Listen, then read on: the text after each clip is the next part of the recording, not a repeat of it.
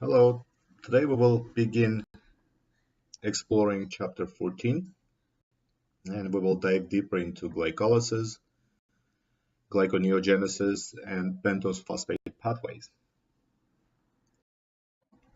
As we know already very well, glucose is central in metabolism.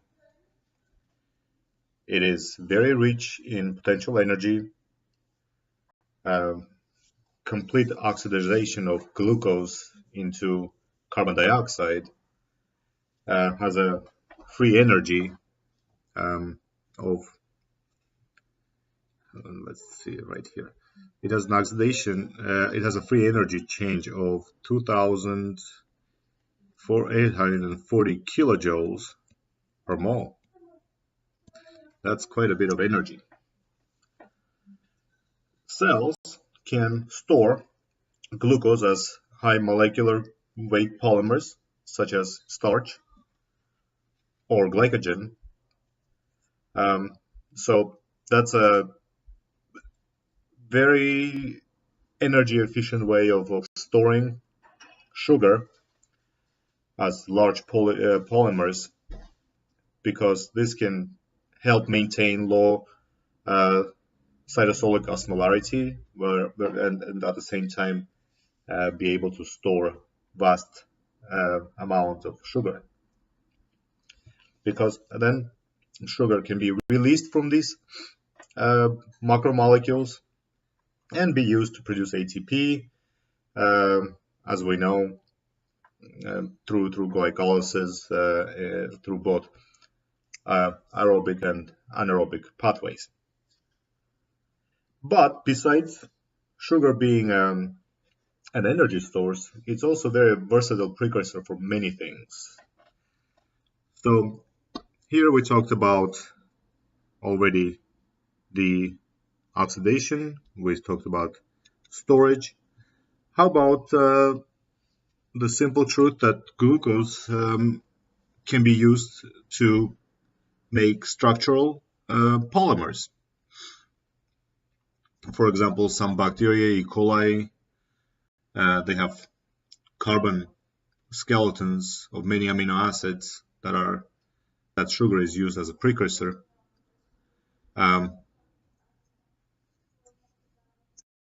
Additional fate of glucose metabolism results in ribose, yet another sugar derivative, which, as we already know, is an essential part of our genetic material.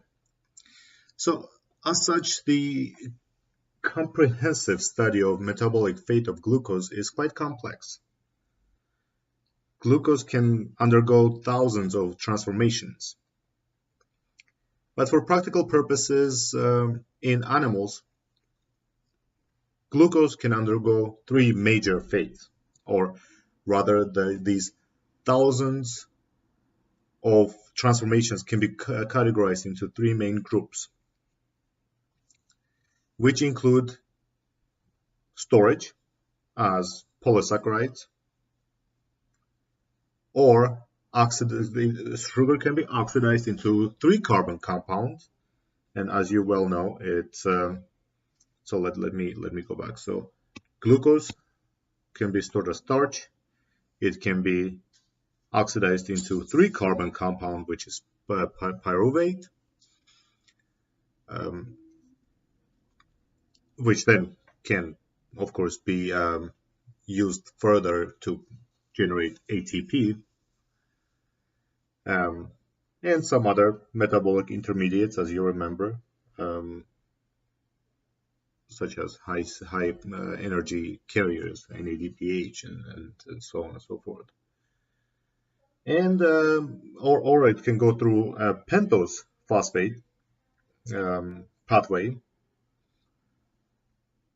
It's generally known as phosphogluconate pathway to yield the ribose 5-phosphate, which then also yields NADPH for reductive biosynthetic processes, right? We can use the hydrogen and electron for um, reduction reduction um, reactions. Now, how about organisms that do not have direct access to glucose? Well, they have to make it. Those include organisms such as plants, photosynthetic organisms that take atmospheric carbon dioxide and they produce a sugar called triose, which then is converted into glucose. But we also have some cells that still need glucose but are not photosynthetic. These can take 3 and 4 carbon precursors and make glucose from those. This process is called gluconeogenesis. And a crude, I suppose, analogy of what glyconeogenesis is that it is the reverse of glycolysis. We will look at them in closer detail shortly. When we talk about glycolysis, we have to mention several noteworthy names. We know that glucose is degraded through several enzymatic processes, and in the end it yields 2 molecules of 3 carbon compounds, a compound which we know very well is pyruvate. And we also in the end generate ATP and NADH. So glycolysis, it was first metabolic pathway that was characterized. In 1897, it was first discovered, shall we say, by Edward Buckner. But it was basically the work was done in looking at fermentation. Fermentation is easier to study because, for example, cells that undergo fermentation, they would change the acidity of their environment. Studying biochemistry and looking into the production of ATP is a more advanced and lengthy process. So,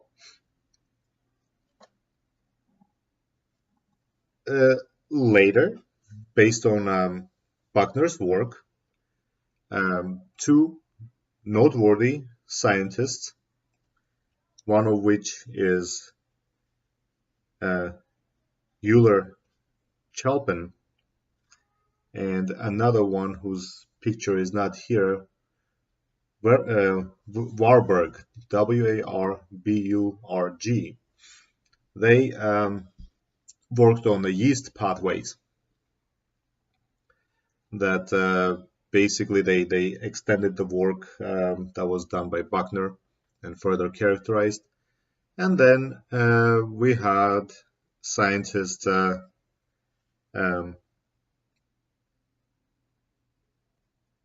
Emden and Meyerhoff, who basically did similar work on mussels rather than on simpler critters.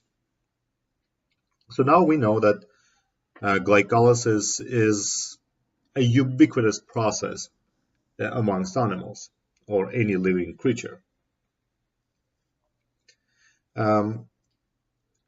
Furthermore, there are certain organisms for whom glucose breakdown is the only source of energy.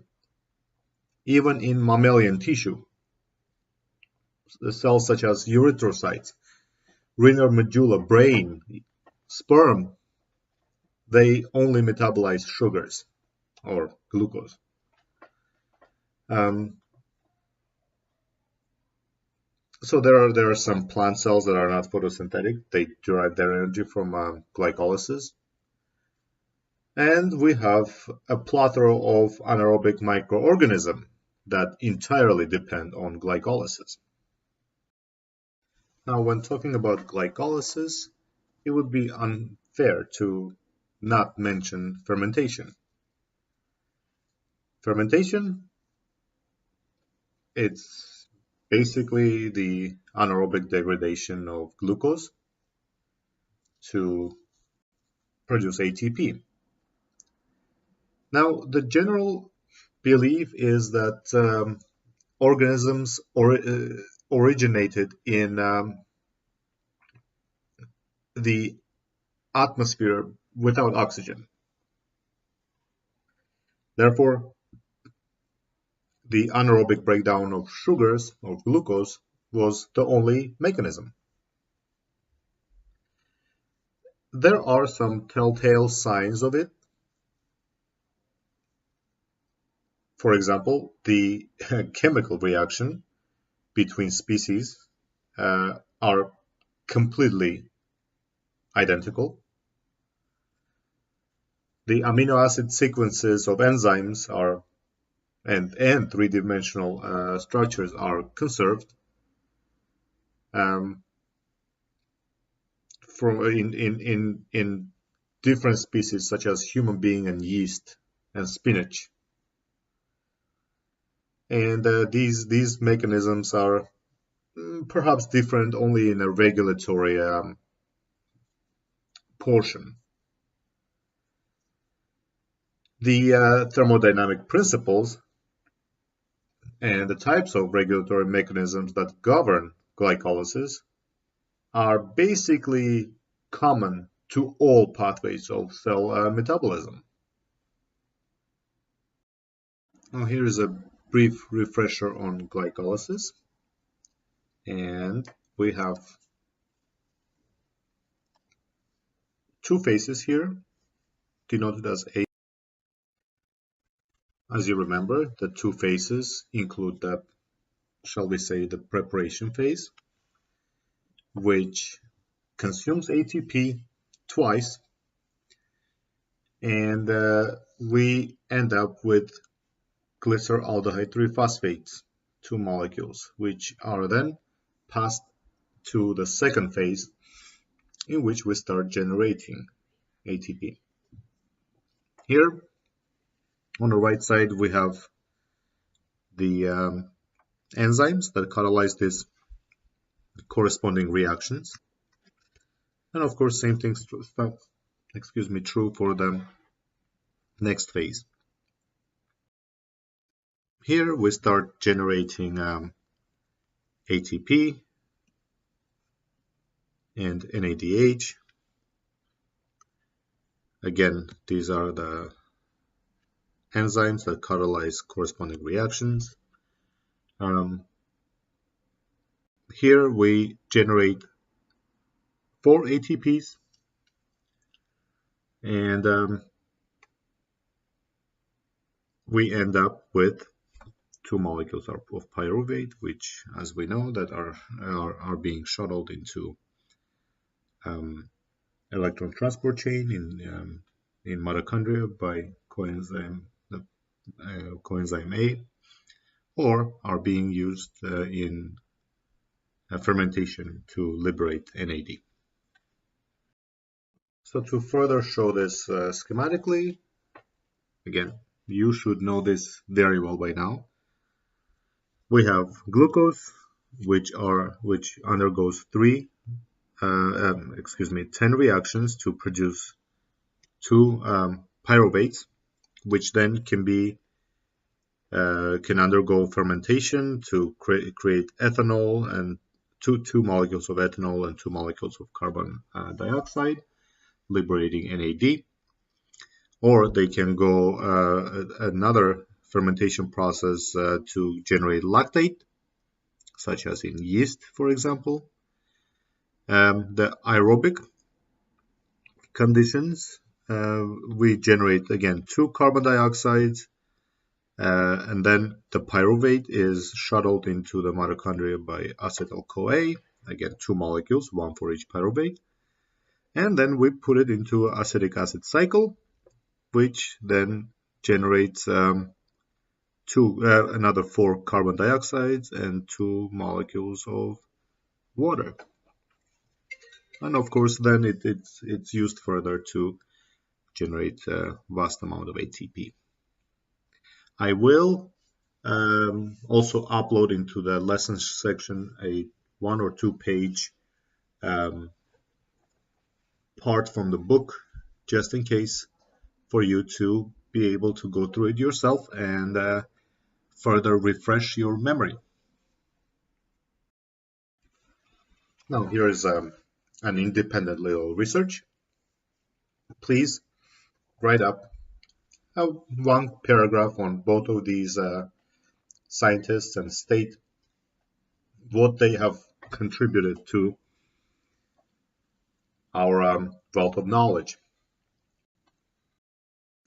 Now that we know the process of glycolysis, let's look at the energetics of glycolysis. So the first step is phosphorylation of glucose. Phosphorylation of glucose occurs at carbon 6, and in sugar we count number of carbons starting with oxygen and going clockwise. So this is carbon 1, 2, 3, 4, 5, and 6.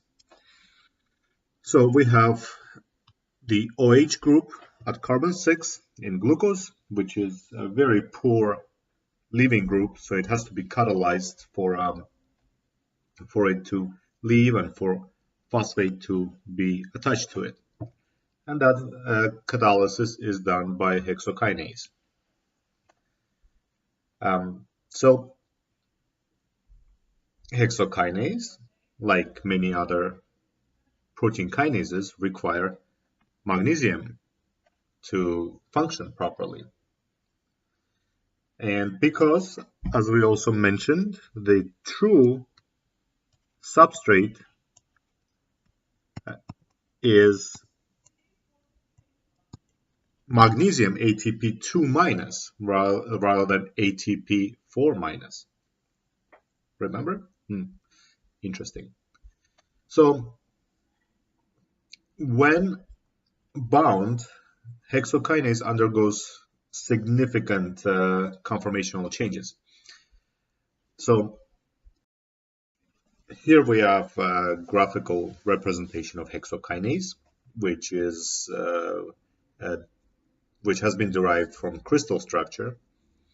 And crystal structure is basically we take the protein, we crystallize it, and we look at what it looks like through X-ray crystallography and other methods. So when bound to glucose, hexokinase undergoes some serious changes. So a free form of hexokinase looks like this. When it's bound to glucose, denoted in red, this gap closes, and this gap is actually about 8 angstroms in length. That's quite a significant change. And as we have mentioned previously, hydration plays a significant role in catalyzing processes. So anhydrous environment allows smaller molecules to penetrate, like ATP, and aids in catalysis of the reaction. Now, hexokinase, like all the other enzymes in glycolysis, 10 in total, are water soluble because they are found in a cytosol. They must be to aid in overall glycolysis. Now, hexokinase is ubiquitous. However, there are there is at least one homologue of hexokinase, which is found in hepatocytes,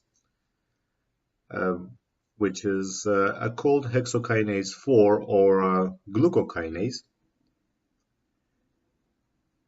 It performs the same function, but the main difference, I skipped a little detail on the previous slide, in which the delta G prime 0 for phosphorylation of glucose is minus 16.7 kilojoules per mole. This is because of phosphorylation of or hydrolysis of ATP. Now,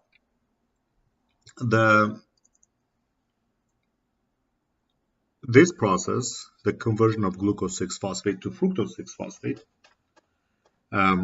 by phosphohexose isomerase, yields a delta G prime 0 of 1.7 kilojoules per mole. Now one might ask, how is this possible? We have a positive delta G here. Well, this is because this reaction is reversible. It happens in the presence of magnesium 2+, obviously. But fructose 6-phosphate is then readily used for the subsequent steps in glycolysis, effectively keeping the concentration of the product, the fructose 6-phosphate, low, and thus pushing the reaction towards the right.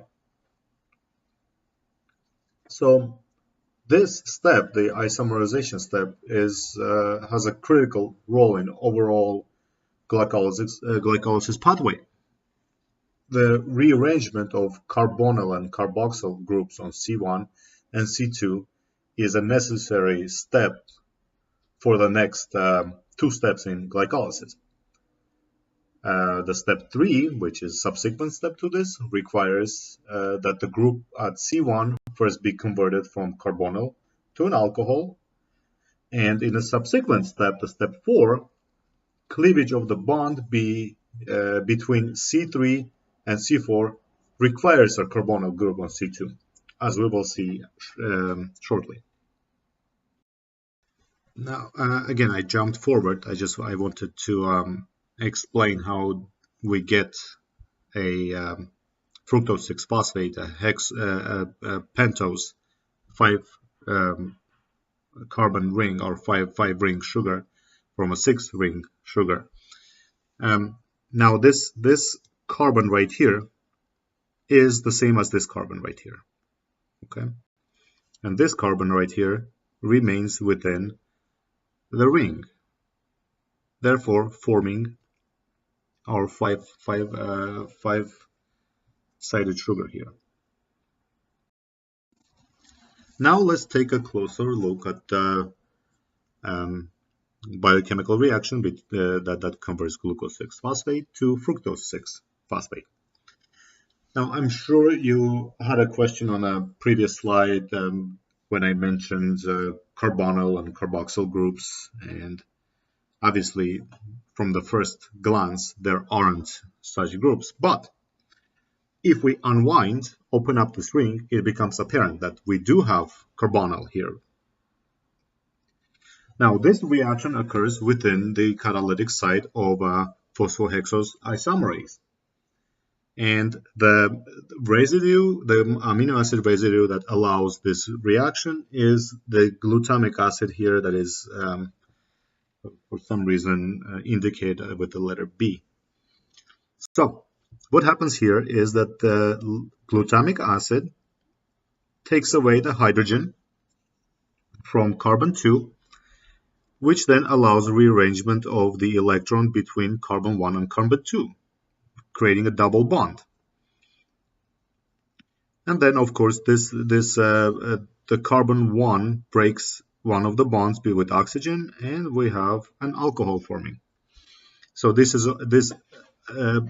two reactions, reaction 1 and reaction 2, are reversible.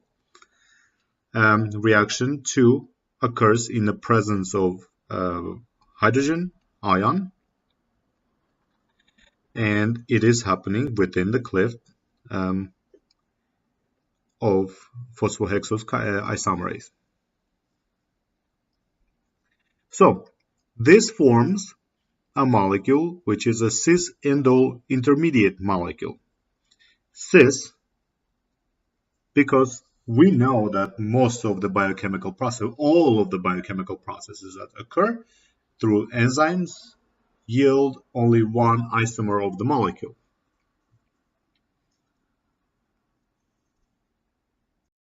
Given that this is an enzyme, and we know that enzymes just facilitate chemical reactions, are not directly involved in a chemical reaction, or the product, I'm sorry, they are involved in chemical reaction, but not the product.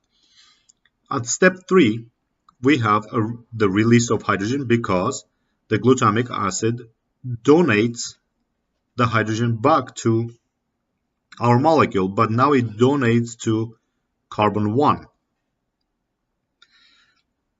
The funny thing is, we have a release of hydrogen from the oxygen that was bound to carbon 2. We create a double bond here, and we have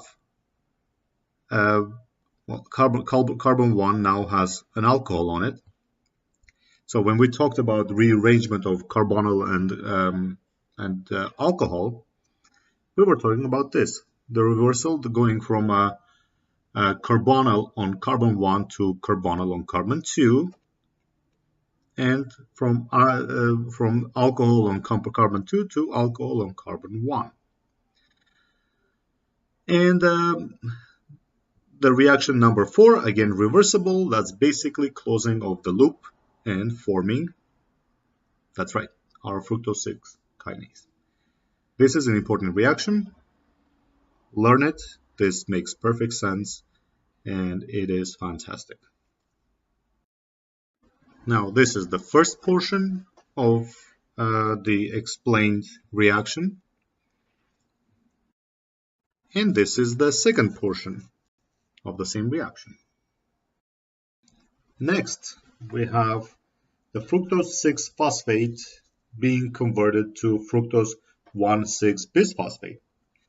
Now, the reaction here has a delta G prime 0 of negative 14.2, so it does occur spontaneously in the presence of magnesium ATP, which is catalyzed by phosphofructokinase 1, PFK1.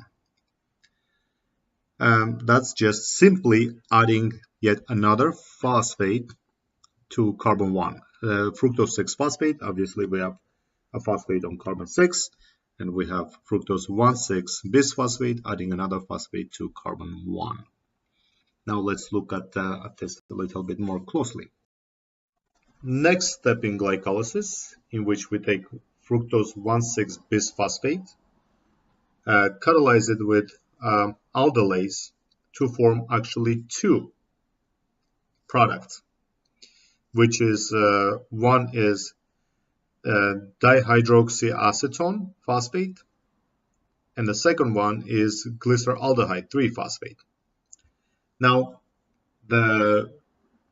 this reaction has a delta G prime 0 of 23.8, but again, this is a reversible reaction. These two products are being readily used, and we keep the product concentration low. So, now let's look at what's happening here in terms of chemistry. This is the chemistry that is catalyzed by aldolase.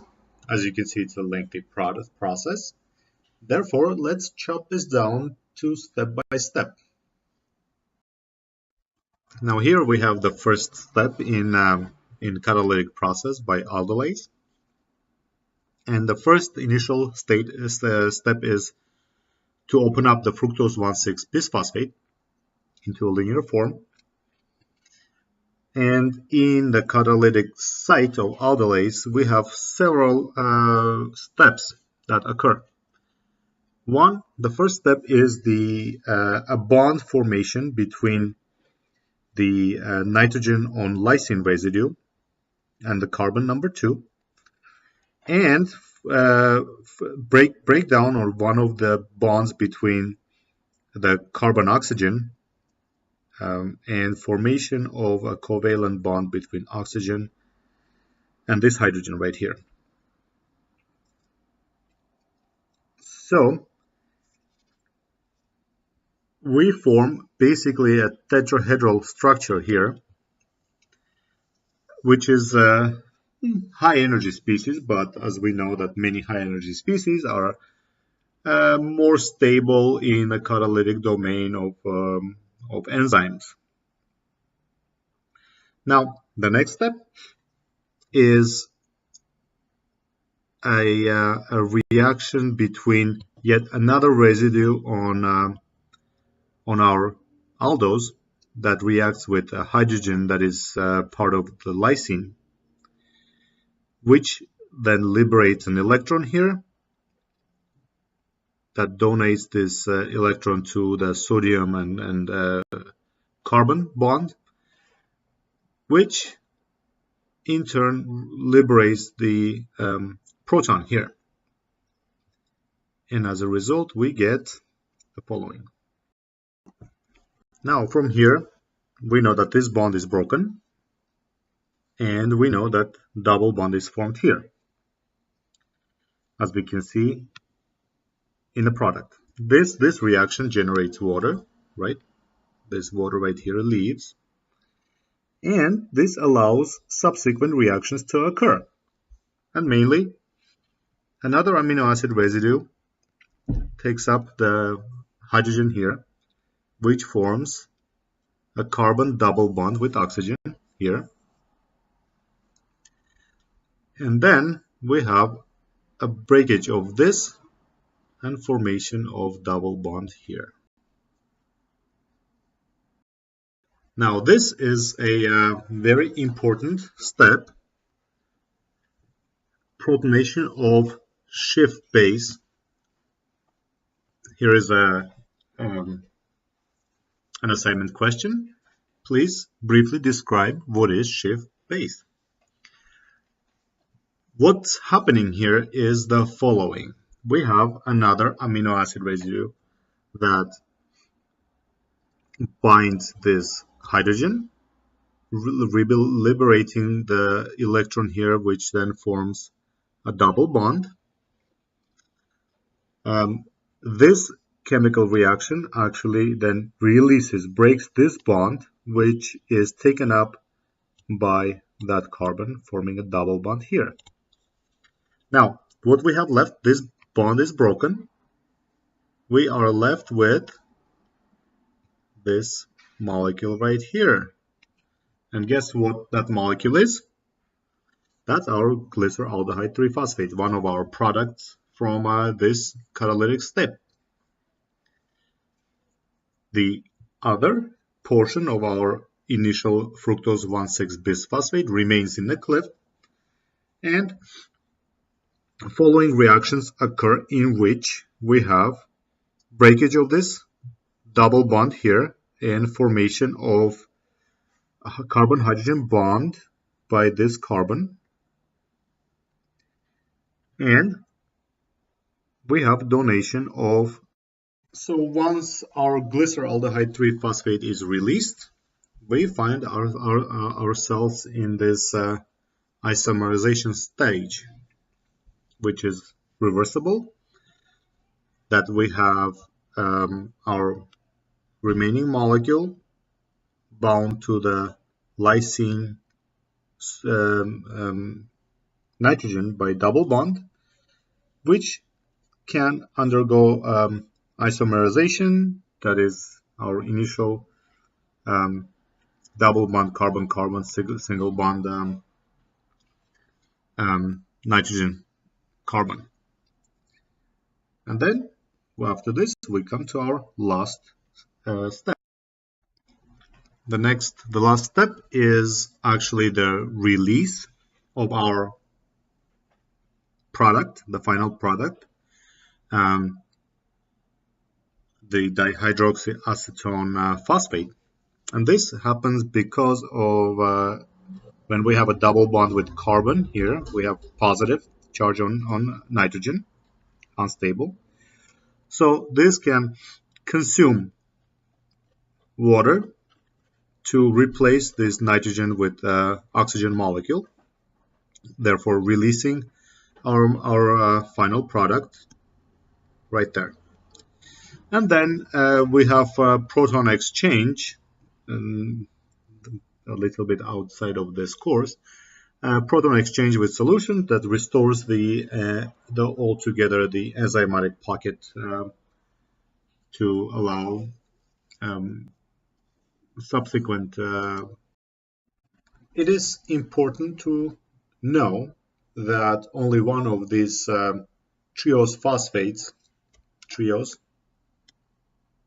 phosphates, only one of these triose phosphates can directly be used for the rest of glycolysis. So it's only the glycerol glyceraldehyde 3 phosphate. Only glyceraldehyde 3 phosphate can be used for the rest of glycolysis.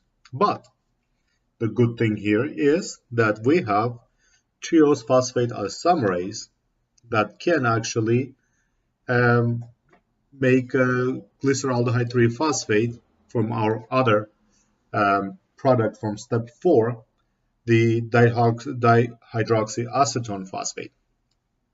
Now, let's look at how this happens. The chemistry of it is straightforward, and we will briefly go over it. This is the last step of consumption of energy. The next we'll start producing energy, and we will basically end this lecture with this last step. The chemistry here is straightforward.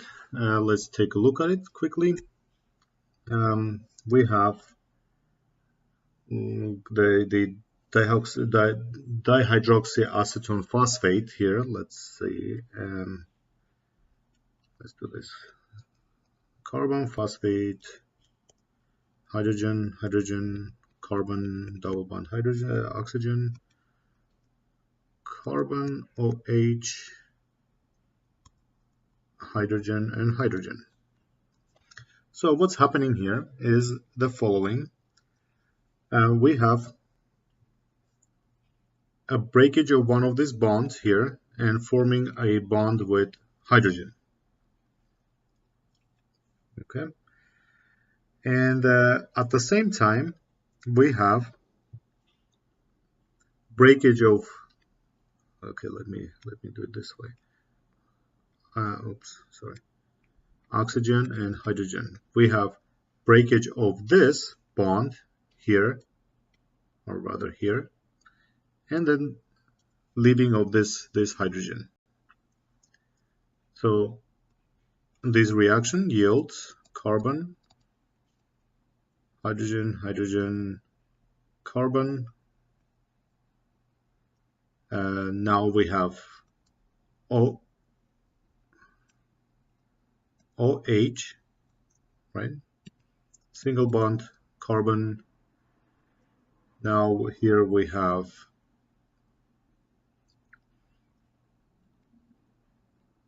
oxygen with double bond, this double one right here, and we have only one hydrogen because this other hydrogen left.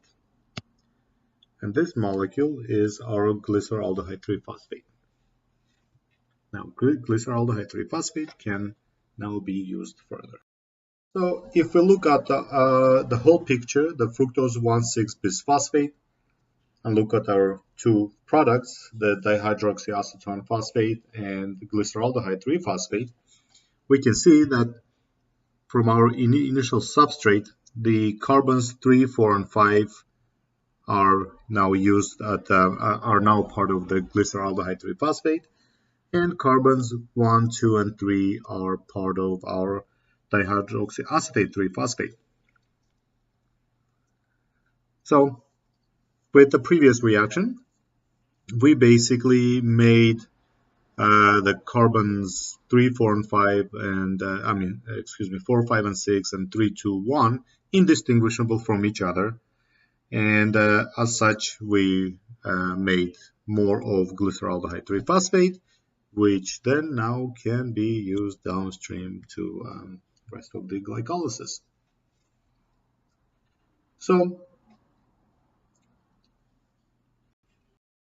and here is another picture, which is a magnified version of the previous slide that shows which carbon comes from which part of the fructose 6-phosphate. And with this, we finish with the first part of glycolysis in which the energy was consumed. And from this point on, we start generating the NADH and ATP. So we will stop here. The rest of the presentation is going to follow beyond this slide, so please disregard it.